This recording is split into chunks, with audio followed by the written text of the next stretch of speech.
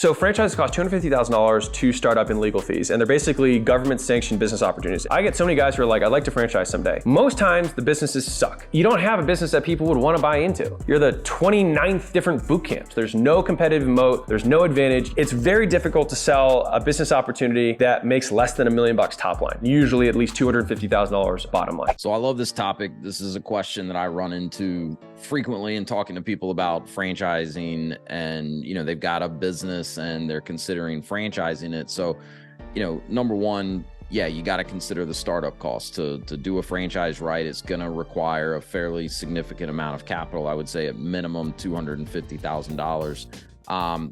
But then, you've got to really look at your business and kind of poke holes in it. Are there any clear competitive advantages that you have? Are you doing anything differently in the market? Do you have anything proprietary? His example of the boot camps is a good one. I mean, I work with all types of franchises. There are no shortage of painting franchises out there. I've seen plenty of examples where a new franchise brand comes to market. It may not be revolutionizing an industry in terms of how they do things, but if they've got some clear competitive advantages for their franchisees, then that means the business can go on and be successful. And absolutely, what we call unit economics has to make sense, right? Top line of $1 million, I would say, is kind of a good benchmark. And the business clearly has to be able to operate in a profitable manner for the franchisees. So you've got to really look at what are the profit margins going to be, and what are those profit margins going to be after the franchisees are paying the fees that they're going to have as franchisees. There's going to be a royalty in all likelihood. That's a percentage of the franchisee's revenue being paid back to the franchisor. Most brands have a marketing fund or a brand fund that's another 1 or 2%. So you've got to really look at what is that bottom line going to be for their franchisees after all of the costs that they have to be a franchisee, and is there enough room to run a profitable business?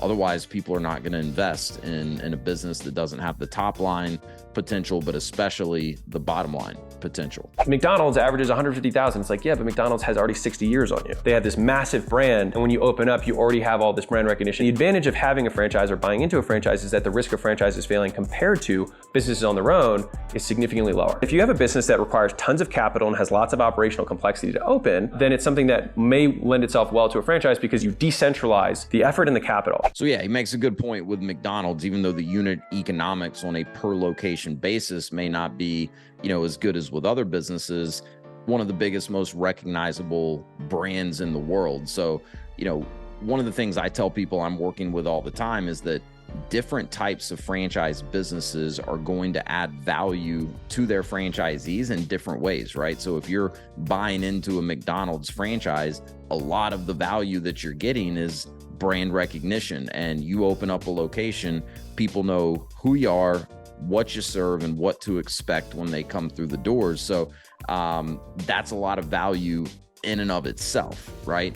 If you own, I'll go back to my painting franchise example, the brand recognition is not likely going to be as powerful, but there could be real opportunity for the franchisor to add value through buying power that they have and reducing the cost of goods. The training and upfront support that a franchise gives their new franchisees can be incredibly valuable as well, because it shortens the learning curve and, helps someone get their business open, operating, and cash flowing quicker than they, in all likelihood, would be able to do on their own. So, I think the key is the value exchange will look different from franchisor to franchisee depending on the type of business, but that value exchange has to be there. And when I'm advising people as they're researching different franchise opportunities to invest in, it's pretty formulaic in terms of understanding, the cost structure.